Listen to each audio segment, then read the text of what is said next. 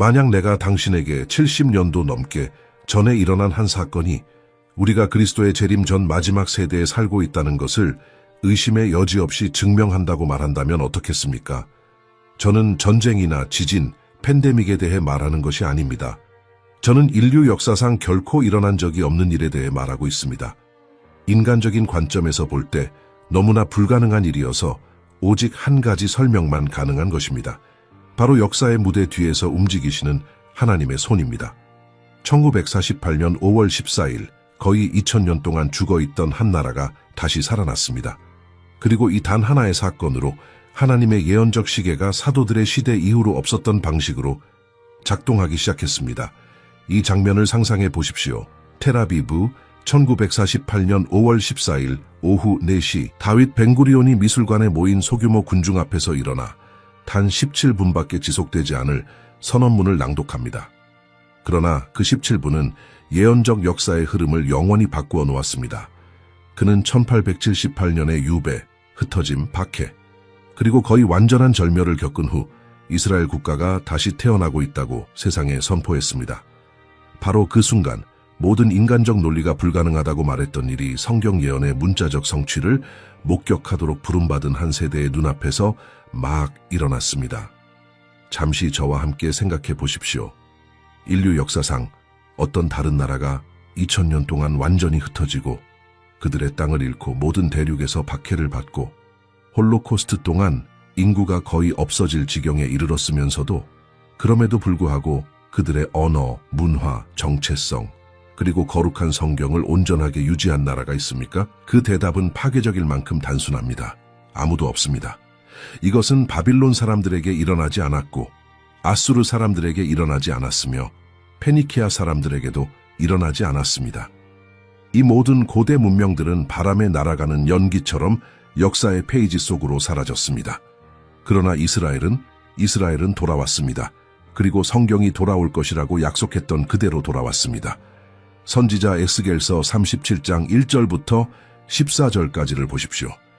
하나님은 선지자에게 악몽처럼 보이는 환상을 보여주십니다. 마른 뼈들로 가득한 골짜기, 완전히 죽어서 생명의 희망이 전혀 없는 곳입니다. 그리고 하나님은 수세기를 통해 울려 퍼질 질문을 하십니다. 인자야, 이 뼈들이 능히 살 수 있겠느냐? 지혜로운 사람인 에스겔은 대답합니다. 주 하나님이여, 주께서 아시나이다. 그리고 불가능한 일이 일어납니다. 하나님은 에스겔에게 그 뼈들에게 예언하라고 명령하시고 그의 눈앞에서 뼈들이 서로 합쳐지기 시작하고 뼈와 뼈가 연결되고 힘줄이 나타나고 살이 형성되고 피부가 그것들을 덮습니다. 그러나 아직 그 안에 생명은 없습니다. 그러자 하나님은 영에게 예언하라고 명령하시고 생명의 숨결이 그 몸들 안으로 들어갑니다. 그들이 일어서니 극히 큰 군대가 됩니다. 그리고 여기 거의 알아차리지 못하는 것이 있습니다. 하나님은 단순히 에스겔에게 아름다운 환상을 보여주신 것이 아닙니다. 그분은 문자적으로, 물리적으로, 역사적으로 일어날 일을 계시하고 계셨습니다. 11절에서 하나님은 설명하십니다. 인자야, 이 뼈들은 이스라엘 온 족속이라. 그들이 이르기를 우리의 뼈들이 말랐고 우리의 소망이 없어졌으니 우리는 다 멸절되었다 하느니라. 이스라엘은 죽어 있었습니다. 흩어져 있었습니다. 땅도 없고 성전도 없고 정부도 없었습니다. 단지 열방 사이를 방황하는 흩어진 백성일 뿐이었습니다. 그리고 12절에서 불가능한 약속이 나옵니다. 그러므로 너는 예언하여 그들에게 이르기를 주 하나님께서 이같이 말씀하시기를 내 백성들아, 내가 너희 무덤을 열고 너희로 거기에서 나오게 하고 너희를 이스라엘 땅으로 들어가게 하리라. 내가 진실로 너희에게 말하노니 이 세대가 지나가기 전에 이 모든 일이 다 이루어지리라. 무화과 나무는 성경에서 항상 이스라엘의 예언적 상징이었습니다. 그리고 예수님은 깊은 의미를 말씀하고 계셨습니다. 너희가 무화과 나무가 다시 싹트는 것을 볼 때, 이스라엘이 다시 살아나는 것을 볼 때 여름이 가까웠음을 알라. 마지막 계절이 시작되었다는 것을. 그리고 1948년에 무슨 일이 일어났습니까? 말랐던 무화과 나무가 싹을 틔웠습니다. 죽어있던 뼈들이 일어섰습니다. 존재하지 않았던 나라가 다시 존재하게 되었습니다. 그리고 아무렇게나 돌아온 것이 아닙니다. 죽었다가 부활한 언어인 히브리어를 말하면서 돌아왔습니다. 잃어버렸던 바로 그 땅으로 돌아왔습니다. 3000년 전에 가졌던 것과 같은 성경, 같은 절기, 같은 정체성을 유지하면서 돌아왔습니다. 이것은 우연이 아닙니다. 이것은 행운이 아닙니다. 이것은 역사적 우연이 아닙니다. 이것은 인류 역사에 새겨진 하나님의 서명이며 그분이 존재하신다는 것, 그분의 말씀이 진실하다는 것, 그리고 우리가 그분이 예언하신 바로 그 시대에 살고 있다는 것을 증명하는 것입니다. 그러나 이것을 더욱 인상적으로 만드는 것이 있습니다. 단지 예언들이 성취된 것만이 아닙니다. 그것은 시기였습니다. 방식이었습니다. 이 모든 것이 순전히 인간적인 수단으로 일어날 수 없다는 불가능성이었습니다. 이것의 수학적 확률을 생각해 보십시오. 거의 2000년 후에 한 민족이 그들의 민족적 정체성을 유지할 통계적 확률은 얼마나 됩니까? 0.000 몇 %입니다. 그럼에도 불구하고 그것은 일어났습니다. 그리고 다른 예언들도 함께 정렬되고 있던 바로 그때 일어났습니다. 세계대전들, 기하급수적인 기술 발전, 세계화. 이스라엘이 다시 세계적 관심의 중심에 서게 되었습니다. 모든 것이 동시에 수렴되고 있습니다. 그리고 여기 당신의 눈을 더욱 열어줄 것이 있습니다. 1948년은 단지 정치인들이 선택한 임의의 날이 아니었습니다.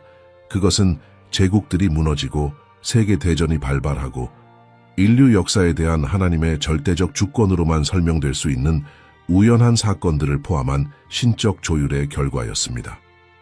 그러나 이것은 우리가 이해해야 할 것의 시작일 뿐입니다. 이제 1948년에 일어난 모든 것이 사고가 아니었다는 것을 깨닫게 해줄 무언가를 보여드리겠습니다. 20세기 역사의 무대 뒤를 들여다보면 우리가 보는 것은 단지 정치적 사건들과 무작위 전쟁들이 아닙니다. 우리가 보는 것은 하나님의 보이지 않는 손이 나라들을 조율하고 제국들을 움직이고 정부들을 무너뜨리고 그분의 말씀이 문자 그대로 성취되도록 역사의 체스판에 각 말을 정확히 필요한 곳에 배치하는 것입니다. 시간을 조금 거슬러 올라가 봅시다. 400년 동안 16세기 초부터 제1차 세계대전이 끝날 때까지 이스라엘 땅은 오스만 제국의 통제하에 있었습니다. 터키인들이 그 지역 전체를 지배했고 인간적으로 말하면 유대인들이 그곳으로 돌아갈 가능성은 전혀 없었습니다. 제국은 강력하고 공고했으며 그 영토를 포기할 의사가 전혀 없었습니다. 그러나 1914년이 되자 세계는 제1차 세계대전에 빠져들었습니다. 그리고 여기 많은 사람들이 알아차리지 못하는 예언적 세부사항이 있습니다. 오스만 제국은 전쟁에서 잘못된 편을 선택했습니다. 그들은 독일과 중앙열강과 동맹을 맺었습니다. 그리고 1918년에 전쟁이 끝났을 때 4세기 동안 중동을 지배했던 제국은 완전히 파괴되었습니다. 우연입니까? 저와 함께 생각해 보십시오. 4세기 동안 그 제국은 강력하게 유지되었습니다. 그러나 하나님의 예언적 시계가 이스라엘의 귀한 시간을 알리려고 할 바로 그 순간에 그 제국이 무너집니다. 그리고 다음에 올리를 위한 길을 열어주는 방식으로 무너집니다. 오스만의 패배와 함께 팔레스타인에 대한 통제권은 국제연맹의 위임 통치를 통해 영국인들의 손으로 넘어갔습니다. 그리고 여기 또 다른 인상적인 우연이 있습니다.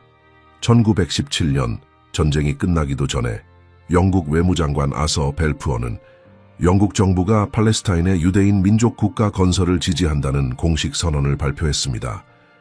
왜 유럽 제국이 이것에 관심을 가졌겠습니까? 왜 바로 그 역사적 순간에? 왜냐하면 하나님께서 말들을 움직이고 계셨기 때문입니다. 다니엘서 2장 21절에서 선지자 다니엘이 보았던 왕들을 패하시고 왕들을 세우시는 바로 그 하나님께서 무대 뒤에서 일하고 계셨습니다. 그리고 이것은 값싼 신학이 아닙니다. 이것은 성경에 확립된 예언적 패턴에 정확히 따라 일어나는 기록된 역사입니다. 하나님은 단지 개인의 삶만을 통제하시는 것이 아닙니다. 그분은 나라들의 운명을 통제하십니다. 그분은 당신의 목적을 위해 필요할 때 제국들을 세우시고 그들이 그들의 역할을 다했을 때 무너뜨리십니다. 그러나 이야기는 더욱 깊어집니다. 1918년과 1939년 사이에 팔레스타인으로 유대인들의 이민이 증가했습니다. 시온주의 운동이 힘을 얻고 있었습니다. 그러나 여전히 대다수의 유럽 유대인들은 그들의 집을 떠나고 싶어 하지 않았습니다. 그들은 동유럽, 폴란드, 독일, 러시아에 정착해 있었습니다. 그들은 편안했습니다. 왜 떠나겠습니까? 그리고 현대 역사상 가장 어두운 사건이 왔습니다. 홀로코스트입니다. 1939년과 1945년 사이에 600만 명의 유대인들이 나치 정권에 의해 조직적으로 살해되었습니다. 그것은 형언할 수 없는 공포였고 인류를 영원히 각인시킬 비극이었습니다. 그리고 여기서 제가 말하려는 것에 대해 매우 조심해야 합니다. 왜냐하면 잘못 이해되기를 원하지 않기 때문입니다. 하나님은 홀로코스트를 일으키지 않으셨습니다. 인간의 악이 홀로코스트를 일으켰습니다.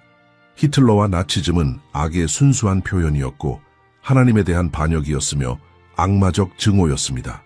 그러나 하나님께서는 당신의 신비로운 주권 안에서 그 일이 일어나도록 허락하셨습니다. 왜냐하면 그분은 우리가 알지 못했던 무언가를 아셨기 때문입니다. 그 헤아릴 수 없는 비극이 세계가 마침내 유대인들이 그들의 조상의 땅으로 돌아가는 것을 지지하는 데 필요한 역사적 맥락과 국제적 압력을 만들어낼 것이라는 것을요. 홀로코스트 이후 세계는 유대인들을 바라보며 인정해야 했습니다. 이 민족은 조국이 필요하다고, 그들은 모든 나라에서 박해의 대상이 되는 것을 계속할 수 없다고, 그리고 정확히 그런 일이 일어났습니다. 1947년 제2차 세계대전 후 새로 형성된 국제연합은 팔레스타인을 분할하고 유대 국가를 만드는 결의안 181호를 표결했습니다. 투표는 박빙이었습니다. 몇 표에 달려 있었습니다. 그리고 여기 또 다른 기적이 있습니다. 일반적으로 결코 이스라엘을 지지하지 않을 나라들이 찬성표를 던졌습니다. 소련은 이후 수십 년 동안 이스라엘의 가장 큰 적 중 하나가 될 나라였는데도 찬성표를 던졌습니다. 왜 그랬을까요? 왜냐하면 하나님께서 마음들을 움직이고 계셨기 때문입니다. 에스라서 1장 1절부터 3절에 기록된 대로 수세기 전에 유대인들이 바빌론에서 돌아오도록 허락하기 위해 고레스 왕의 마음을 움직이셨던 것처럼 말입니다. 그리고 우리는 1948년 5월 14일에 도달했습니다. 영국의 위임 통치는 자정에 만료될 예정이었습니다. 다윗 벤구리온은 만약 그가 바로 그날 독립을 선언하지 않으면 그 순간이 영원히 사라질 수 있다는 것을 알고 있었습니다. 아랍 군대들은 이미 국경에 동원되어 있었고 영국인들이 떠나는 순간 침공할 준비가 되어 있었습니다. 압박은 상상할 수 없을 정도였습니다. 그러나 오후 4시에 그는 독립을 선언했습니다. 그리고 11분 후 오후 4시 11분에 미국 대통령 해리 트루먼이 새로운 이스라엘 국가를 공식적으로 승인했습니다. 11분, 세계에서 첫 번째로 승인한 나라입니다. 완전한 순서를 생각해 보십시오. 400년의 제국이 정확히 적절한 순간에 무너집니다. 세계 강대국으로부터 지지 선언이 나옵니다. 끔찍한 대학살이 국제적 압력을 만듭니다. 국제연합에서 투표가 몇 표 차이로 유리한 결과로 일어납니다. 24시간의 창이 열립니다. 선언이 이루어집니다. 국제적 승인이 11분 만에 일어납니다. 그리고 1878년 후 이스라엘이 돌아왔습니다. 만약 당신이 이 모든 것이 우연이라고 생각한다면 하나님께서 역사 안에서 어떻게 일하시는지에 대한 근본적인 것을 이해해야 합니다. 이사야서 46장 9절과 10절은 하나님께서 이렇게 말씀하시는 것을 기록합니다. 옛적 일을 기억하라. 나는 하나님이라. 나 외에 다른 이가 없느니라. 나는 하나님이라. 나 같은 이가 없느니라. 내가 시초부터 종말을 알리며 아직 이루어지지 아니한 일을 옛적부터 보이고 하나님은 즉흥적으로 행하지 않으십니다. 그분은 수천 년 전에 이 모든 것을 선포하셨습니다. 그리고 1948년에 그분은 단지 약속하셨던 것을 이행하셨을 뿐입니다. 그리고 이것이 오늘날 우리에게 의미하는 바는 이것입니다. 이스라엘에 대한 당신의 말씀을 성취하기 위해 제국들을 움직이신 바로 그 하나님께서 변화가 불가능해 보이는 당신의 삶의 영역들을 움직이기를 원하시는 바로 그 하나님이십니다. 그분은 작지 않으십니다. 그분은 제한되지 않으십니다. 만약 그분이 이스라엘을 그들의 땅으로 다시 위치시키기 위해 오스만 제국을 무너뜨리셨다면 그분은 당신을 사로잡아온 요새들을 깨뜨릴 수 있습니다. 그러나 그것에 도달하기 전에 우리는 이 세대에 대해 훨씬 더 깊은 것을 이해해야 합니다.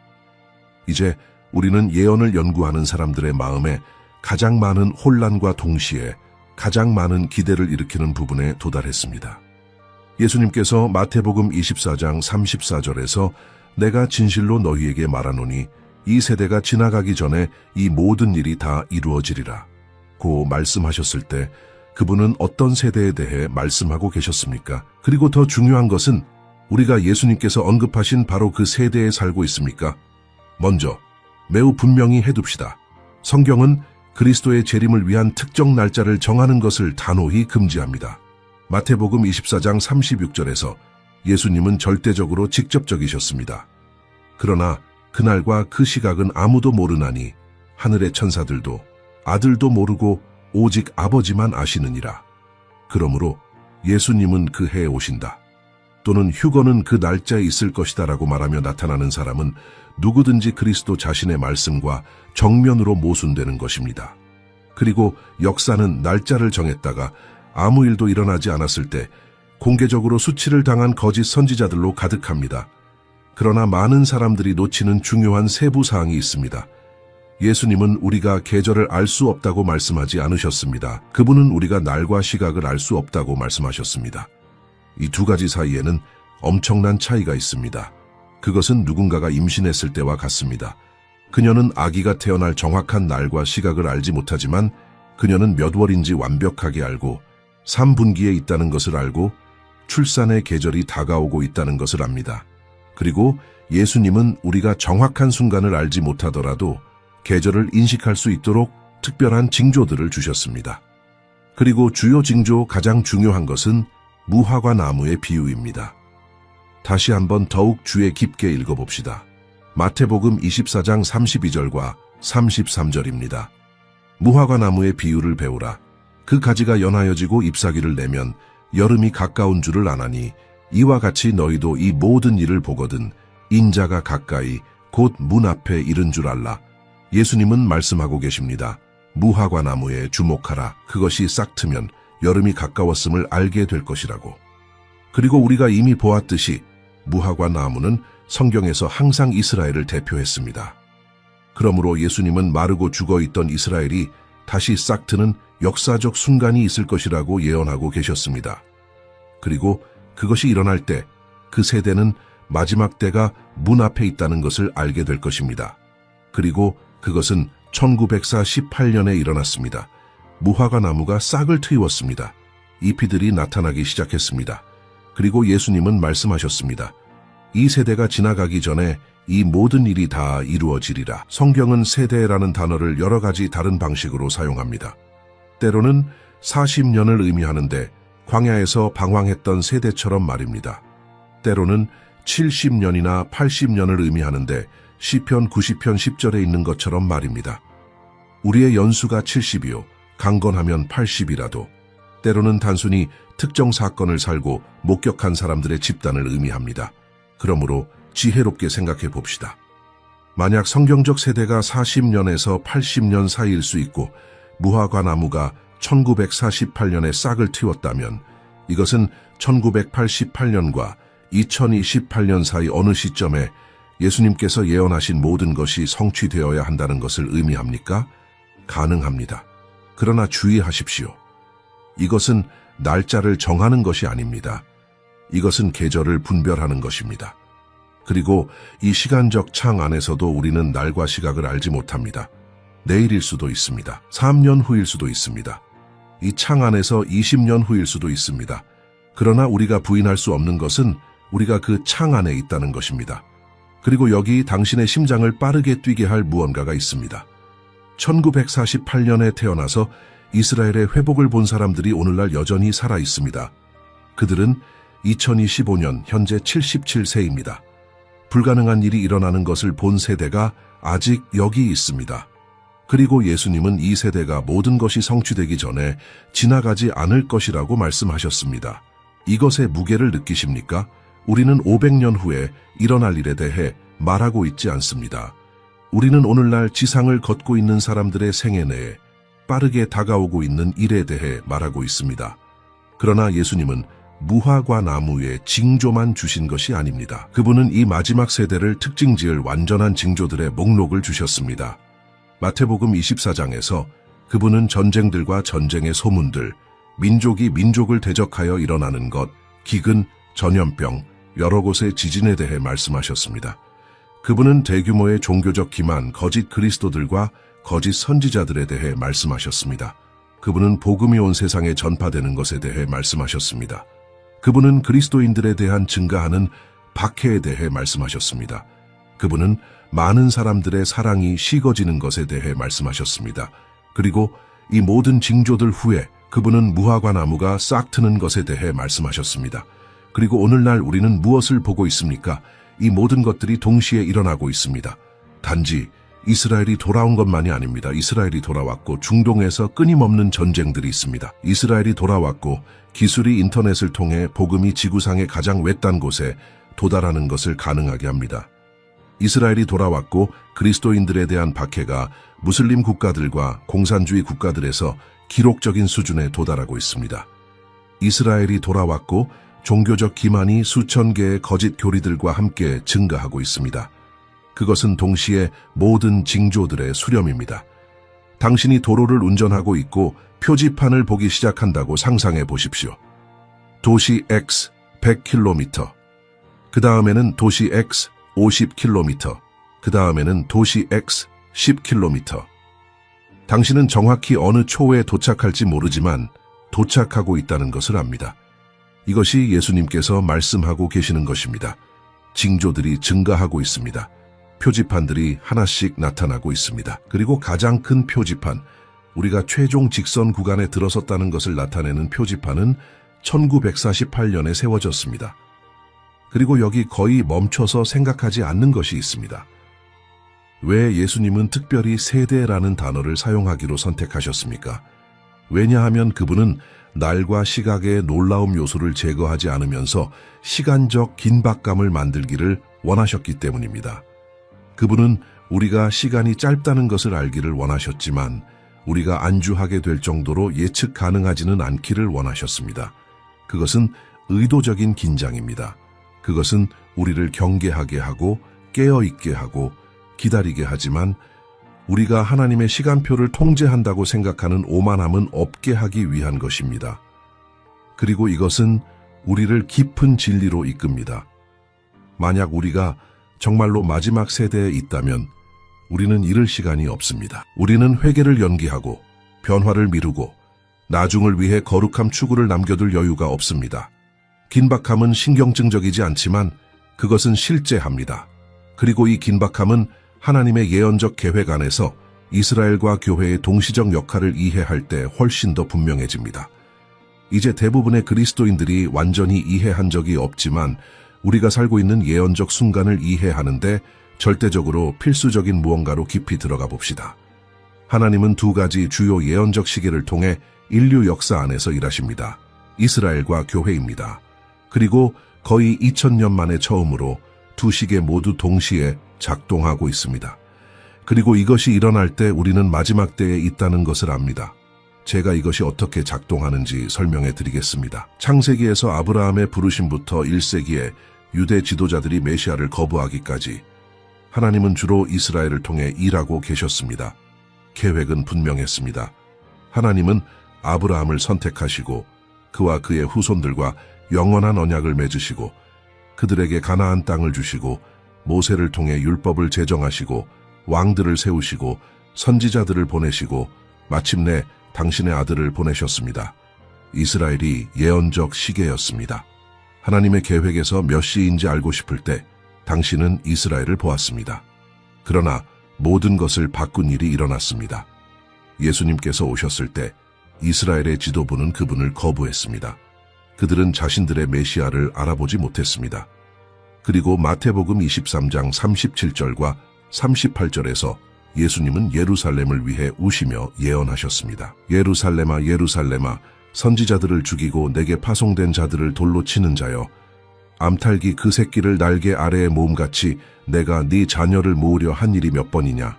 그러나 너희가 원하지 아니하였도다. 보라 너희 집이 황폐하여 버려진 바 되리라. 그것은 파괴적인 예언이었습니다. 성전이 파괴될 것입니다. 이스라엘이 흩어질 것입니다. 이스라엘의 예언적 시계가 일시적으로 멈출 것입니다. 그리고 정확히 그 일이 70년에 일어났습니다. 로마인들이 예루살렘과 성전을 파괴했을 때 말입니다. 유대인들은 모든 나라로 흩어졌습니다. 그리고 그 순간 하나님은 다른 예언적 시계를 활성화하셨습니다. 교회입니다. 사도행전 1장 8절에서 예수님은 말씀하셨습니다. 오직 성령이 너희에게 임하시면 너희가 권능을 받고 예루살렘과 온 유대와 사마리아와 땅끝까지 이르러 내 증인이 되리라. 이제 사명은 전 세계적이었습니다. 더 이상 한 나라에 제한되지 않고 모든 민족, 모든 언어, 모든 부족으로 확장되었습니다. 그리고 여기 사도 바울이 로마서 11장에서 설명하는 깊은 신비가 있습니다. 바울은 이것을 교회의 비밀이라고 부릅니다. 그는 25절에서 말합니다. 형제들아 너희가 스스로 지혜 있다 하면서 이 신비를 너희가 모르기를 내가 원하지 아니하노니 이 신비는 이방인의 충만한 수가 들어오기까지 이스라엘의 덜어는 우둔하게 된 것이라. 이것을 천천히 다시 읽어보십시오. 이스라엘은 부분적으로 완고하게 되었는데 이방인들, 즉 유대인이 아닌 사람들이 구원의 계획에 들어올 수 있도록 하기 위함이었습니다. 이 기간을 이방인의 때 또는 교회 시대라고 부릅니다. 그러나 바울은 거기서 멈추지 않습니다. 그는 26절에서 계속합니다. 그리하여 온 이스라엘이 구원을 받으리라. 기록된 바 구원자가 시온에서 오사 야곱에게서 경건하지 않은 것을 돌이키시리라 함과 같으니라. 바울은 이스라엘의 거부가 영구적이지 않다고 말하고 있습니다. 그것은 일시적입니다. 이스라엘의 예언적 시계가 다시 활성화될 날이 올 것입니다. 그리고 그것이 일어날 때 그것은 끝이 가까웠다는 분명한 신호가 될 것입니다. 그리고 1948년에 무슨 일이 일어났는지 알아맞혀 보십시오. 이스라엘의 시계가 다시 작동하기 시작했습니다.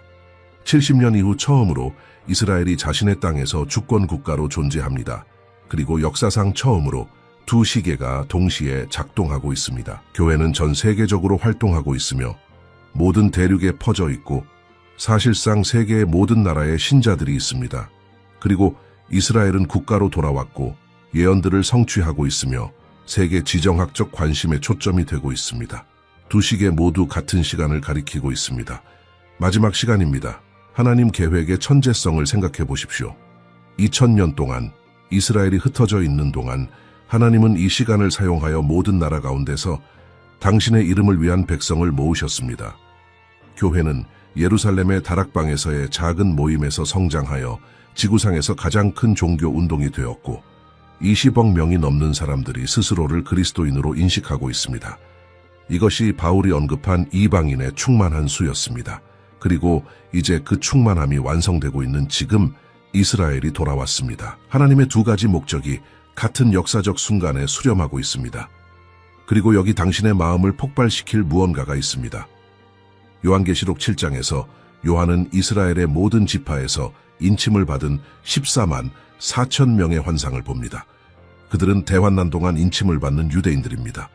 이것은 하나님께서 여전히 최후의 사건들에서 국가로서의 이스라엘을 위한 특별한 계획을 가지고 계시다는 것을 의미합니다.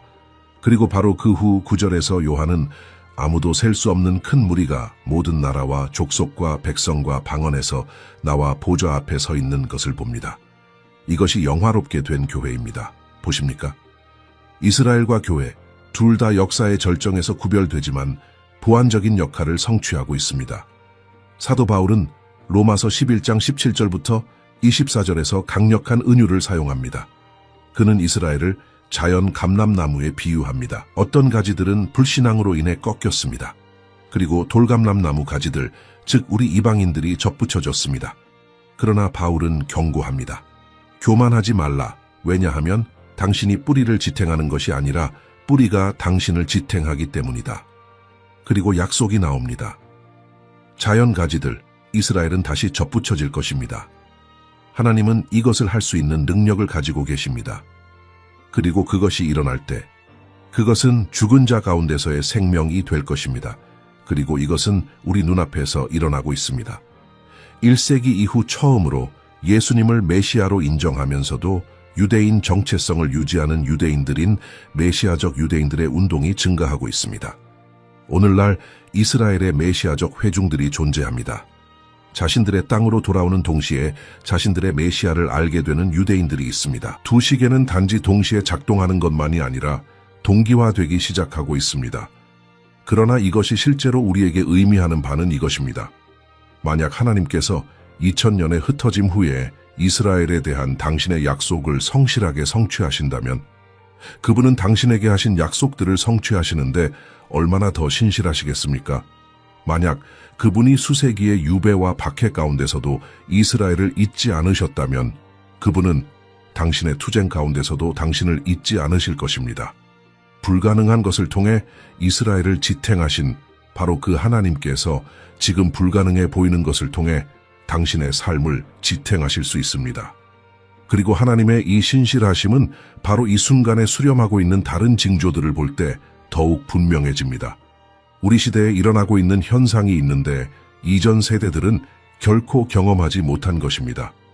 마치 역사가 가속 모드에 들어간 것 같습니다. 수세기가 걸렸던 일들이 이제 수십 년 만에 일어납니다.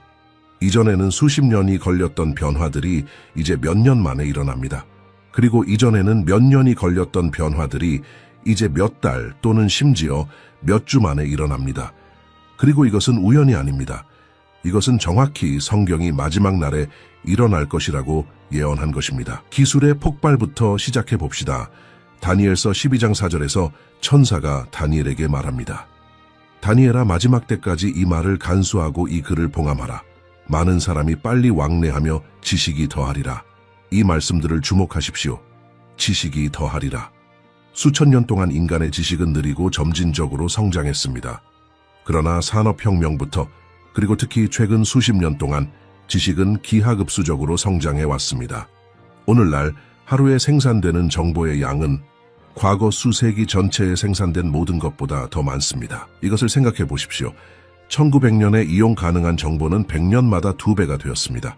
1980년대에는 3년마다 2배가 되었습니다.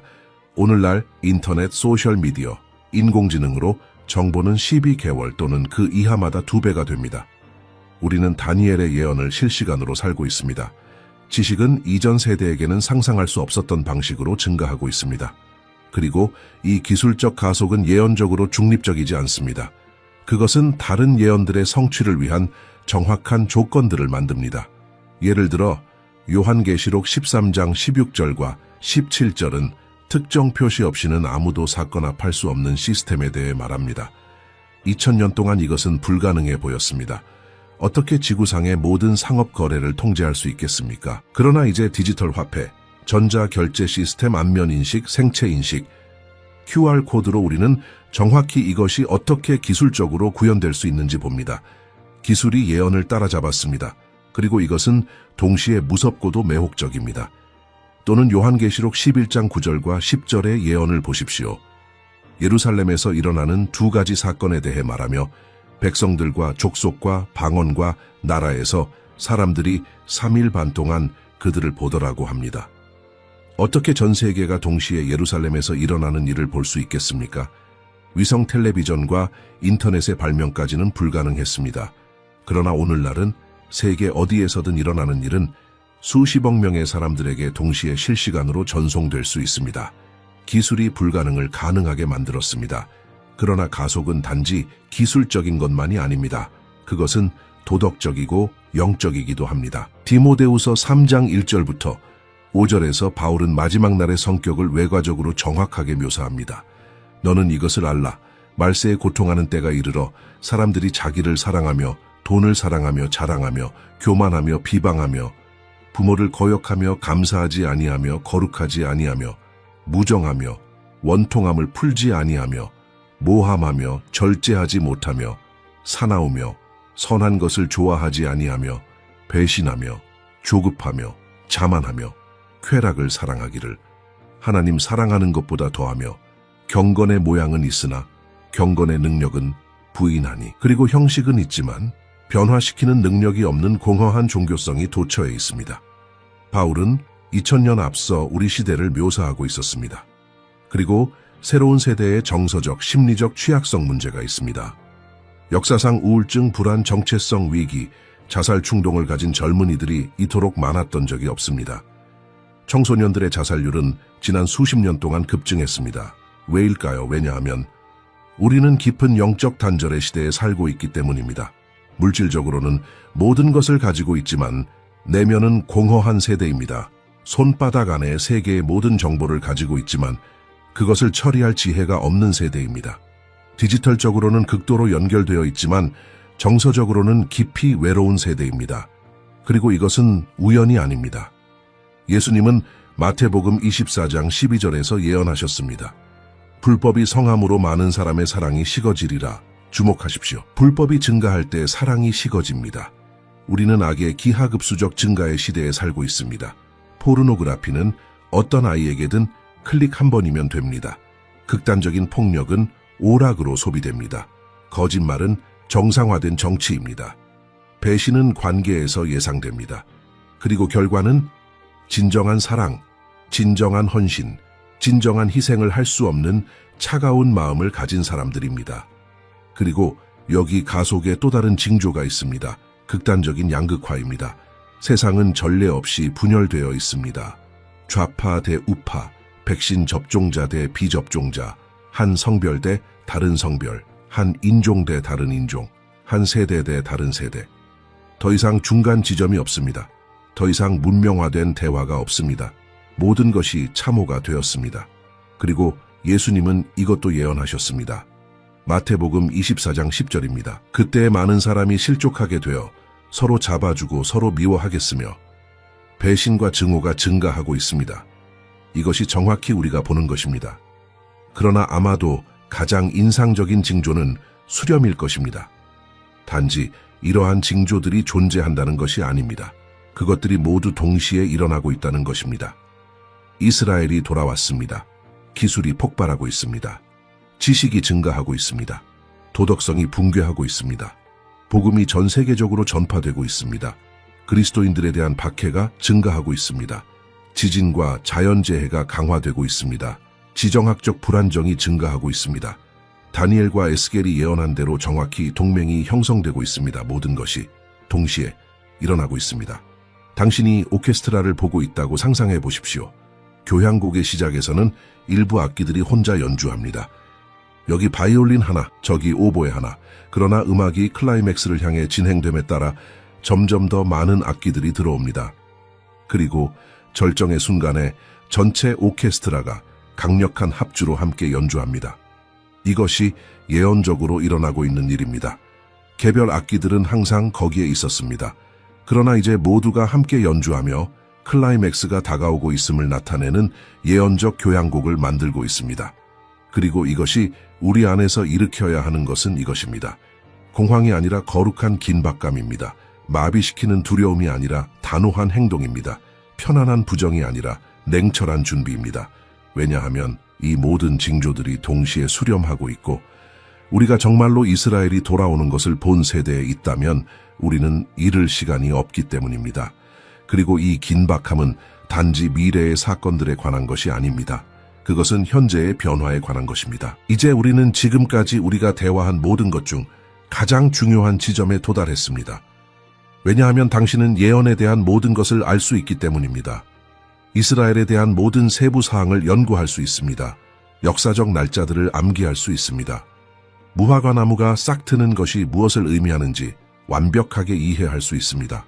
그러나 만약 이 모든 지식이 당신이 사는 방식을 변화시키지 않는다면 그것은 단지 당신의 마음속 공간을 차지하는 죽은 정보일 뿐입니다.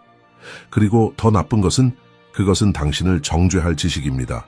왜냐하면 당신이 알았지만 행동하지 않았기 때문입니다. 당신에게 직설적으로 말하겠습니다. 이스라엘을 다시 데려오기 위해 제국들을 움직이신 바로 그 하나님께서 정체되어 있는 당신 삶의 영역들을 움직이기를 원하십니다. 2000년의 죽음 후에 한 나라를 부활시킨 바로 그 능력이 죽어있는 당신의 결혼을 부활시킬 수 있습니다. 묻혀있는 당신의 목적을 부활시킬 수 있습니다. 마른 당신의 믿음을 부활시킬 수 있습니다. 그러나 이것은 당신이 마지막 날의 예언적 긴박함이 당신이 아마도 살고 있을지 모르는 영적 미온에서 당신을 깨우도록 허락할 때만 일어납니다. 한 가지를 이해하십시오. 사막에서 자는 것과 절벽에서 10걸음 떨어진 곳에서 자는 것은 같지 않습니다. 당신이 사막에 있을 때, 어떤 위험으로부터도 멀리 떨어져 있을 때 잠자는 것은 큰 문제가 아닙니다. 그러나 당신이 낭떠러지 가장자리에 있을 때, 잠드는 것은 확실한 죽음을 의미할 수 있습니다. 그리고 영적으로 말하면 우리는 더 이상 사막에 있지 않습니다. 우리는 마지막 날의 절벽에서 몇 걸음 떨어진 곳에 있습니다. 우리는 미온적으로 있고 회개를 미루고 우리가 정당화하는 죄들에 안주하고 변화시키는 능력이 없는 겉모습의 믿음을 살 여유가 없습니다. 사도 바울은 로마서 13장 11절과 12절에 씁니다. 또한 너희가 이 시기를 알거니와 자다가 깰 때가 벌써 되었으니 이는 이제 우리의 구원이 처음 믿을 때보다 가까웠습니다. 밤이 깊고 낮이 가까웠으니 그러므로 우리가 어둠의 일을 벗고 빛의 갑옷을 입자. 바울의 어조를 주목하십시오. 깨어날 시간입니다. 구원은 우리가 처음 믿었을 때보다 지금 더 가깝습니다. 날이 다가오고 있습니다. 우리는 어둠의 일을 벗어야 합니다. 그리고 여기 많은 사람들이 듣고 싶어 하지 않는 진실이 있습니다. 하나님은 이 마지막 날에 당신의 교회에 깊은 치료를 하고 계십니다. 그분은 단지 성경 구절을 암기한 추종자들을 갖는데 관심이 없으십니다. 그분은 준비된 점도 없고 주름도 없고 거룩하고 흠이 없는 신부를 원하십니다. 그리고 이 준비 과정은 때때로 고통스럽습니다. 하나님은 당신이 결코 치료하고 싶어 하지 않았던 그 감정적 상처에 손가락을 대실 것입니다. 아무도 모르는 그 비밀스러운 죄를 폭로하실 것입니다. 당신이 수년 동안 정당화해 온 그 반역의 영역을 직면하게 하실 것입니다. 그래서 여기 우리가 있습니다. 우리가 본 모든 것 후에, 모든 예언적 증거 후에, 1948년의 의미를 이해한 후에, 우리가 모든 징조들의 수렴 속에 살고 있다는 것을 깨달은 후에 단 하나의 질문만 남았습니다. 당신은 이 정보로 무엇을 할 것입니까? 왜냐하면 이해하십시오. 이것은 신학에 대한 학문적 대화가 아닙니다. 이것은 역사에 대한 흥미로운 연구가 아닙니다. 이것은 당신이 영적 수면에서 깨어나서 우리가 예수님께서 지상을 걸으신 이후 가장 중요한 세대에 살도록 선택받았다는 것을 인식하라는 부르심입니다. 우리 조부모님들은 이 날들을 보기 위해 기도했습니다. 고대 선지자들은 우리가 목격하고 있는 것을 엿보기를 갈망했습니다. 그리고 우리는 지금 이 독특하고 반복할 수 없는 역사의 순간에 여기 있습니다. 질문은 더 이상 언제 일어날 것인가가 아닙니다. 질문은 그것이 일어나고 있다는 것을 알면서 어떻게 살 것인가입니다. 그리고 여기 무시할 수 없는 진실이 있습니다. 우리가 마지막 날에 있다는 것을 알면서도 그 현실에 따라 살지 않는 것은 존재하는 가장 위험한 위선입니다.